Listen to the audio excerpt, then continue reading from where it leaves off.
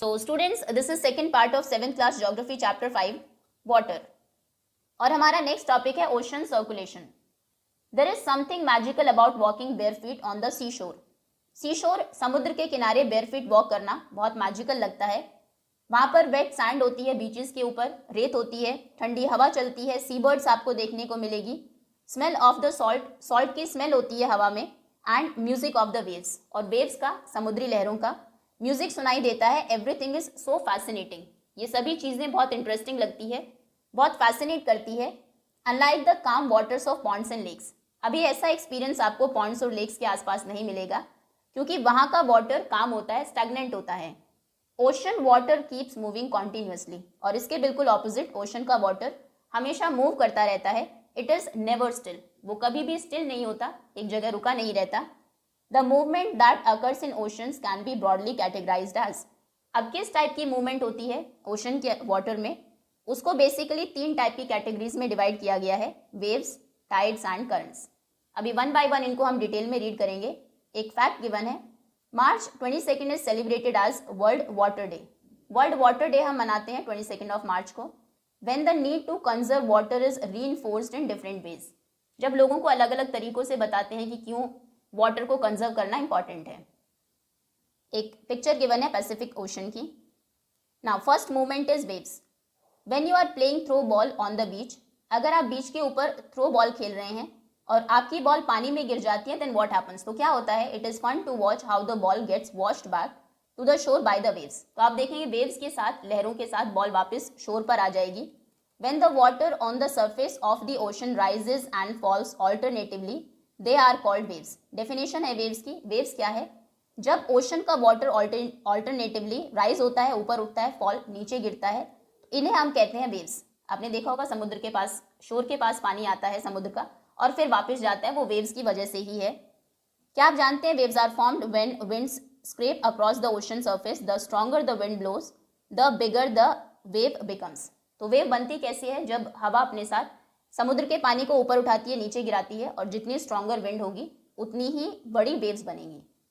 During the storm, अभी तूफान के टाइम पर क्या होता है, the winds blowing at a very high speed. तूफान जब आता है, हवा बहुत तेज चलती है, तो उसकी वजह से ह्यूज वेव्स फॉर्म होती है. These may cause tremendous destruction. इनकी वजह से कोस्ट के आसपास, शोर के आसपास बहुत डिस्ट्रक्शन भी होता है. And earthquake, a volcanic eruption और under water landslide can shift large amount of ocean water. तो अगर ओशनिक क्रस्ट में, हमने देखा कि ऊपर पानी है लेकिन नीचे क्रस्ट होती है ओशन में भी, उसमें अगर अर्थक्वेक आया है या फिर वोल्केनिक इरप्शन हुआ है या फिर लैंडस्लाइड हुई है, उसकी वजह से बहुत ज़्यादा अमाउंट में ओशन का वाटर शिफ्ट होता है, जिसकी वजह से ह्यूज टाइडल वेव्स बनती है, जिन्हें हम कहते हैं tsunami. That may be as high as 15 metre is formed. और सुनामी लगभग कितनी ऊंची हो सकती है, 15 मीटर की. 1 मीटर आप जानते हैं तो अंदाज़ा लगा सकते हैं. The largest tsunami ever measured was 150 metre high. आज तक की जो सबसे ऊंची सुनामी की टाइड को मेजर किया गया है, वो कितनी ऊंची थी, 150 मीटर उसकी हाइट थी. These waves travel at a speed of more than 700 kilometre per our. अभी आप अज्यूम कर सकते हैं, जो बुलेट ट्रेन है उसकी speed approx 300 kilometre per our होती होगी. ये आती है 700 किलोमीटर पर आवर की स्पीड से. जितनी स्पीड से एक एरोप्लेन चलता है, उससे भी ज़्यादा स्पीड से आएगी. The tsunami of 2004 caused wide spread damage in the coastal area of India. India के कोस्टल एरियाज में जो सुनामी आई थी 2004 में, उसने बहुत ज़्यादा डैमेज किया. The Indira point of Andaman and Nicobar islands में, जो इंदिरा पॉइंट था, जो सदर्न मोस्ट पॉइंट था इंडिया का, वो पूरे तरीके से सबमर्ज हो गया था इस सुनामी में. एक और इन्फॉर्मेशन दिया, tsunami is a Japanese word. ये जापानीज वर्ड है जिसका मतलब है harbour waves, as the harbours get destroyed whenever there is tsunami. क्योंकि जब भी सुनामी आती है, हार्बर्स जो बंदरगाह होते हैं जहाँ पर शिप्स खड़े होते हैं, वो पूरे तरीके से डिस्ट्रॉय हो जाते हैं, तो उसी की वजह से इसका नाम हार्बर वेव्स सुनामी रखा गया है. नेक्स्ट टॉपिक है tsunami, the earth's pandemonium. Tsunami को कहा गया है धरती का पैंडेमोनियम, तांडव. पैंडेमोनियम मतलब कोई चीज जो बहुत बड़े लेवल पर डिस्ट्रक्शन कॉज करती हो. सो सुनामी और the harbour wave struck havoc in the Indian Ocean on the 26 of December 2004. इस सुनामी की हम बात करने वाले हैं, जो 26 दिसंबर 2004 में आया था और जिसने इंडियन ओशन में हैवक क्रिएट किया. The wave was the result of earthquake that had its epicentre close to western boundary of Sumatra. इस पूरे को मैप में भी अभी हम देखेंगे. तो हमने देखा सुनामी आता क्यों है, जब ओशनिक क्रस्ट में अर्थक्वेक आया हो या फिर वोल्केनिक इरप्शन हुआ हो, तो इस सुनामी का क्या कारण था? क्योंकि अर्थक्वेक आया था सुमात्रा की वेस्टर्न बाउंड्री में और उसका मैग्नीट्यूड कितना था अर्थक्वेक का? 9, जो रिक्टर स्केल पर मेजर किया गया। As the Indian plate went under the Burma plate, अभी इसको समझते हैं। इंडियन प्लेट बर्मा प्लेट के नीचे गई। ये है कहाँ प्लेट्स? देखिए, ये है इंडियन प्लेट और ये है बर्मा प्लेट। ये बाउंड्री आपको दिखाई गई है यहाँ पर। अर्थ की जो क्रस्ट है वो बहुत सारी प्लेट्स में टूटी हुई है और क्योंकि मैग्मा की मूवमेंट होती है नीचे, उसकी वजह से प्लेट्स में भी मूवमेंट होती है। तो ये दोनों प्लेट्स आपस में टकराती है और उसकी वजह से इंडियन प्लेट बर्मा प्लेट के नीचे खिसक जाती है, नीचे चली जाती है, जिसकी वजह से सडन मूवमेंट होता है सी फ्लोर में और अर्थक्वेक आता है। The ocean floor was displaced by about 10 to 20 metre. 10 से 20 मीटर तक ये प्लेट इसके नीचे चली जाएगी, तो उतना ओशन का फ्लोर डिस्प्लेस हो जाएगा and tilted in the downwardly direction. अभी आप अज्यूम कर सकते हैं एक चीज दूसरे के नीचे अगर जा रही है तो वो थोड़ा सा टिल्ट हो जाता है, थोड़ा झुक जाएगा ऐसे। And a huge mass of ocean water flow to fill in the gap. यहाँ पर जो गैप क्रिएट होगा इस डिस्प्लेसमेंट की वजह से, बहुत सारा पानी इंडियन ओशन से आएगा उस गैप को फिल करने के लिए। This mark the withdrawal of water mass from the coast line of the land masses in south and south east Asia. ये एक्चुअली एक साइन होता है सुनामी आने का। अगर आप कभी किसी बीच पर और आप देखते हैं कि वाटर रिसीड कर रहा है, सी का, समुद्र का पानी अंदर की तरफ जा रहा है, तो इसका मतलब है थोड़ी देर के बाद वो उससे भी ज्यादा फोर्स से और स्पीड से वापस आने वाला है और तब आती है सुनामी। तो हुआ क्या, यहाँ पर हुआ डिस्प्लेसमेंट और वो जो गैप क्रिएट हुआ उसको फिल करने के लिए यहाँ कोस्ट लाइन से पानी गया, अंदर की तरफ जाने लगा। Now after thrusting of the Indian plate below Burma plate, Burma plate के नीचे इंडियन प्लेट के थ्रस्ट होने से, धस जाने से, the water mass rushed back towards the coast line. पानी अंदर जाता है, उसके बाद यहाँ पर गैप क्रिएट होता है। इस गैप को फिल करने के लिए फिर से दूसरी जगह से पानी आएगा और ये जो वाटर आएगा ये ट्रैवल करेगा at a speed of about 800 kilometre per hour, comparable to the speed of commercial aircraft, जो एक कमर्शियल एयरक्राफ्ट की स्पीड है, and completely washed away some of the islands of Indian Ocean. और Indian Ocean के कुछ islands को बिल्कुल completely wash away कर देगा, बिल्कुल खत्म कर देगा, सबमर्ज कर देगा। अभी इसमें होता क्या है, देखो, कोस्ट लाइन के पास सी की डेप्थ बहुत कम होती है और जैसे जैसे आप अंदर की तरफ जाते जाएंगे सी और ज़्यादा गहरा होता जाएगा। तो अगर सुनामी के टाइम पर कोई शिप है जो समुद्र के बिल्कुल बीच में है, उसको सुनामी का पता भी नहीं लगेगा, उसके नीचे से सुनामी चली जाएगी। जब ये सुनामी वेव्स जनरेट होती है तो इनकी वेवलेंथ बहुत ज़्यादा होती है और एम्पलीट्यूड बहुत कम होता है। ये इस तरीके से चलती है, हाइट कम है यहाँ पर और वेवलेंथ बहुत ज़्यादा है, लेकिन जैसे जैसे कोस्टल लाइन के आसपास जाएगी, यहाँ पर हम देख रहे हैं डेप्थ धीरे धीरे कम होती जा रही है और वेव्स क्योंकि अपने साथ बहुत सारा पानी लेकर आई है तो यहाँ पर आते आते वेवलेंथ इनकी कम हो जाएगी और हाइट इनकी इंक्रीज होने लगेगी। इसीलिए कोस्टल एरियाज में ये बहुत डेंजरस फॉर्म में होती है और वहां पर सबसे ज्यादा डिस्ट्रक्शन होता है। The Indira point in the Andaman and Nicobar islands that mark the southern most point of India. Indira point है अंडमान निकोबार आइलैंड्स में, जो कि इंडिया का सदर्न मोस्ट पॉइंट है, गॉट कंप्लीटली सबमर्ज्ड। इस सुनामी के बाद वो पूरे तरीके से सबमर्ज हो गया, डूब गया। As the wave move from earthquake epicentre from Sumatra, जब इन वेव्स ने मूव करना स्टार्ट किया अर्थक्वेक के एपिसेंटर सुमात्रा से towards the Andaman Islands and Sri Lanka, Andaman Islands और श्रीलंका की तरफ ये मूव करने लगी, the wavelength decreased with decreasing depth of water. इसको हम समझ चुके हैं कि वेवलेंथ कम होने लगी जैसे जैसे जो डेप्थ थी वाटर की वो कम हो रही थी। The travel speed also decline, travel speed भी कम हुई फ्रॉम, पहले ये 700 से 900 किलोमीटर पर आवर की स्पीड से चल रही थी, अभी इनकी स्पीड थी 70 kilometre per hour. Tsunami wave travelled up to a depth of 3 kilometre from the coast, killing more than 10,000 people and affected more than lakh of houses. लाखों घर इसमें अफेक्टेड हुए, कई हजार लोगों की डेथ हो गई। इंडिया में वर्स्ट अफेक्टेड जो कोस्टल एरियाज थे वो थे आंध्र प्रदेश के, Tamil Nadu, Kerala, Puducherry and Andaman and Nicobar islands.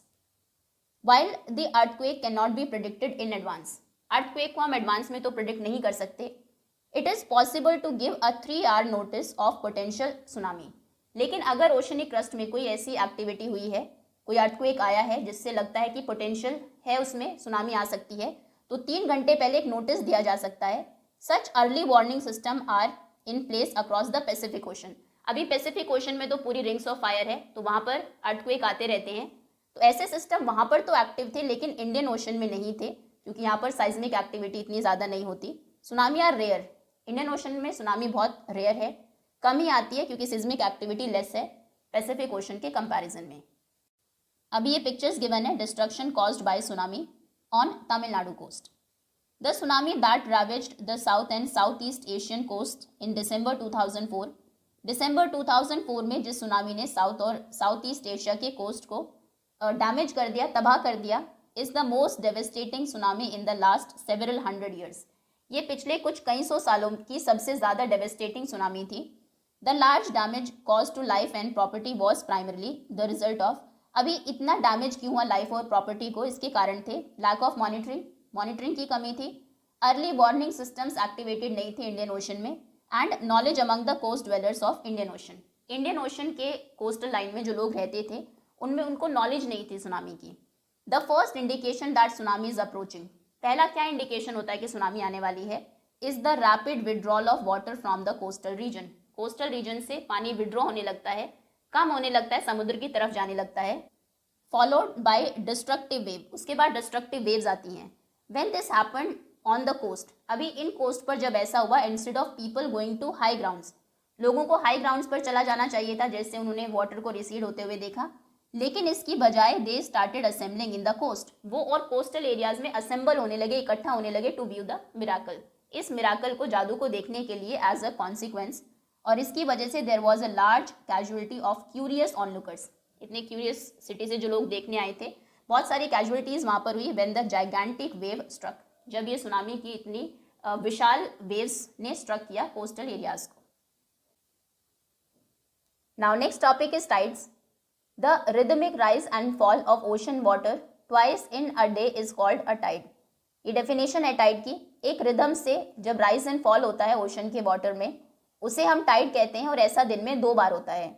It is high tide, high tide कब होती है, जब water covers much of the shore, किनारे पर बहुत ज़्यादा पानी हो, उसके हाईएस्ट लेवल तक पानी भरा रहता है शोर पर। It is low tide, low tide कब होती है, जब वाटर उसके लोएस्ट लेवल पर होता है, बहुत कम पानी होता है शोर पर, और वो रिसीड करता है फ्रॉम द शोर, किनारे से वो समुद्र में अंदर की तरफ जाने लगता है। The strong gravitational pull exerted by the sun and the moon on the earth surface causes the tides. अभी टाइड्स आती क्यों है, सन और मून का जो ग्रेविटेशनल पुल है उससे वो वाटर को अपनी तरफ पुल करते हैं, जिससे कि वाटर के लेवल में राइज और फॉल होता है, तब ये टाइड्स आती हैं। The water of earth closer to the moon gets pulled under the influence of moon's gravitational force. Moon के ग्रेविटेशनल फोर्स की वजह से जो पानी है मून के पास में, वो पुल फील करता है ऊपर की तरफ, एंड कॉजेज हाई टाइड, और तब हाई टाइड आती है। During the full moon and new moon day, full moon पूर्णिमा के दिन और अमावस्या के दिन, the sun, the moon and the earth are in the same line, sun, moon और अर्थ दोनों सेम लाइन में होते हैं, उस टाइम पर टाइड्स हाईएस्ट होती है, क्योंकि दोनों ही एक तरफ पुल कर रहे हैं, सन का और मून का, दोनों का पुल एक ही तरफ है, तो वाटर सबसे ज्यादा यहाँ पर ऊपर जाता है, तब ये टाइड हाईएस्ट होती है। These tides are called spring tides, इन्हें हम कहते हैं स्प्रिंग टाइड्स। अभी कॉन्स्टेंटली मूव रिवॉल्व कर रहा है अर्थ के चारों तरफ इस तरीके से, और अर्थ कर रही है सन के चारों तरफ, सन फिक्स्ड है, और एक कंप्लीट रेवोल्यूशन में, एक पूरा चक्कर लगाने में जो मून है वो approx 27 point something 27 to 28 days लेता है। तो हम अज्यूम कर सकते हैं कि 1 मंथ में 2 बार ऐसा होता होगा, जब या तो जब मून यहाँ पर होता है इस तरीके से घूम के आएगा, तब सन, अर्थ और मून तीनों एक लाइन में होते हैं, फिर घूम के जब ये इधर जाएगा आफ्टर अप्रॉक्स 15 डेज। तो इन दोनों केसेस में 15 दिनों के गैप में आती हैं स्प्रिंग टाइड्स। एक तो ये केस हो सकता है जब मून बीच में है, या फिर दूसरा केस जब अर्थ बीच में है, तो इस केस इन्हें हम कहते हैं स्प्रिंग टाइड। इनको अभी एक बार पिक्चर के थ्रू समझ भी लेंगे। दूसरा देखते हैं, but when the moon is in its first and last quarter, लेकिन जब मून यहाँ पर ऊपर या फिर नीचे हो, घूमता हुआ जब इधर आया तो हुई स्प्रिंग टाइड। अब जब यहाँ पर होता है या फिर ऊपर होता है, the ocean water gets drawn in diagonally opposite direction by the gravitational pull of sun and moon resulting in low tides. अभी ये इधर से पुल कर रहा है उसको, वाटर को, मून ऊपर से, तो इनका जो इफेक्ट है वो कैंसिल आउट होता है और उस टाइम पर होती है लो टाइड्स। इन्हें हम कहते हैं नीप टाइड्स। सो यहाँ पर नीप टाइड होगी, घूमता हुआ सन जब यहाँ पर आएगा 7 दिन के बाद, फिर हाई टाइड होगी स्प्रिंग टाइड, फिर से यहाँ आएगा, फिर से नीप टाइड होगी, फिर यहाँ पर जाएगा घूमता हुआ, फिर से स्प्रिंग टाइड होगी। इस तरीके से साइकिल यहाँ पर चलता रहता है। देखिए इस तरीके की ये मूवमेंट है, मूव करके जब मून इधर आएगा, तीनों एक डायरेक्शन में होंगे तो स्प्रिंग टाइड होगी। जब यहाँ पर आता है डायगनली होते हैं दोनों ऑपोजिट, तब नीप टाइड। फिर से रिवॉल्व करता हुआ जाएगा, फिर से तीनों एक लाइन में होंगे, सन मून एंड अर्थ, फिर से स्प्रिंग टाइड होगी एंड अगेन जैसे ही ऊपर जाएगा फिर से डायगनली है, again neap tide. High tides help in navigation. High tides help करती है शिप्स को नेविगेट करने में। इनमें जो वाटर लेवल है क्लोज टू द शोर वो बहुत ज़्यादा बढ़ जाता है, बहुत ज़्यादा पानी आ जाता है किनारे के पास में। ये शिप्स को भी हेल्प करती है हार्बर तक आने में easily. The high tides also help in fishing. Fishing में भी हेल्प करती है high tides. Many more fish came close. जब पानी भरेगा शोर के आसपास तो बहुत सारी पानी के साथ फिश भी आएगी, जिससे कि फिशरमैन को एक अच्छा कैच मिल जाता है। The rise and fall of water due to tides is being used to generate electricity in some places. कई जगहों पर ये जो राइज एंड फॉल है वाटर में, इसको यूज किया जाता है इलेक्ट्रिसिटी जनरेट करने के लिए भी।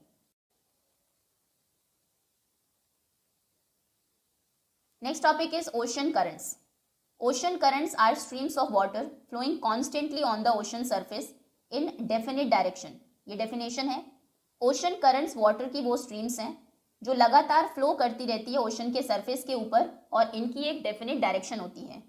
द ओशन करंट्स में बी वार्म और कोल्ड। ओशन करंट्स दो टाइप के होते हैं, warm current and cold current. ये पिक्चर में आपको दिखाए गए हैं, इनको रीड करेंगे अभी। Generally the warm ocean currents originate near the equator. Equator पर सनरेज क्योंकि सीधी आती है, गर्मी वहाँ पर ज़्यादा होती है, तो वहाँ से ओरिजिनेट होते हैं वार्म ओशन करंट्स और ये मूव करते हैं पोल्स की तरफ। यहाँ से ओरिजिनेट होंगे इक्वेटर के पास से, ये देखिए, और ये ऊपर की तरफ जाएंगे या नीचे की तरफ, पोल्स की तरफ। एंड जो कोल्ड करंट्स हैं कैरी वाटर फ्रॉम पोलर और हाई ऑल्टीट्यूड्स। वो हाई ऑल्टीट्यूड से पोलर रीजन से पानी लेकर आएंगे क्योंकि वहाँ पर बर्फ जमी रहती है, पानी ठंडा होता है और ये ट्रॉपिकल या फिर लोअर लैटिट्यूड्स की तरफ वाटर को लेकर आते हैं। ये जो ब्लू से दिखाए गए हैं ये है cold currents. The Labrador ocean current is cold current while the gulf stream is a warm current. ये दोनों नाम आपको याद भी होने चाहिए, एटलीस्ट एक वार्म और कोल्ड करंट का नाम पता हो। ये लैब्राडोर करंट है जो एक कोल्ड करंट है और ये है गल्फ स्ट्रीम, ये एक वार्म करंट है। The ocean current influence the temperature condition of the area. उस एरिया का टेम्परेचर कैसा होगा वो वहाँ का करंट इन्फ्लुएंस करता है। Warm currents bring about warm temperature. Warm current जहाँ से फ्लो करेगा वहाँ पर वार्म टेम्परेचर होगा over the land surface. The area where the warm and cold current meet provide the best fishing ground of the world. जहाँ पर warm और cold current मिलते हैं वो वर्ल्ड का सबसे अच्छा फिशिंग ग्राउंड होता है। Seas around Japan and eastern coast of North America are such examples. अब देखते हैं यहाँ पर कौन से दो करंट मिल रहे हैं। जापान, ये जापान है, तो देखिए ये दो करंट्स हैं। ओरेशियो ये कोल्ड करंट है, पोलर रीजन से आया नीचे की तरफ, और ये दूसरा करंट है कुरोशियो। तो ये दोनों यहाँ पर क्योंकि मिलते हैं तो सबसे अच्छा फिशिंग ग्राउंड यहाँ पर है। सिमिलरली यहाँ पर कौन से दो करंट मिल रहे हैं, Labrador and gulf stream. The areas where a warm and cold current meet, वो एरियाज जहाँ पर वार्म और कोल्ड करंट मिलते हैं। ऑल्सो एक्सपीरियंस फॉगी वेदर, वहाँ का वेदर फॉगी रहता है, कोहरा रहता है थोड़ा सा, making it difficult for navigation. So ships को नेविगेट करने के लिए ये एरिया अच्छा नहीं है, शिप्स डिफिकल्टी फील करते हैं नेविगेशन में। Okay, so that's all students, इसी के साथ चैप्टर ओवर होता है। करंट्स के बारे में 9th क्लास में और डिटेल में हम देखेंगे। Thank you so much for watching.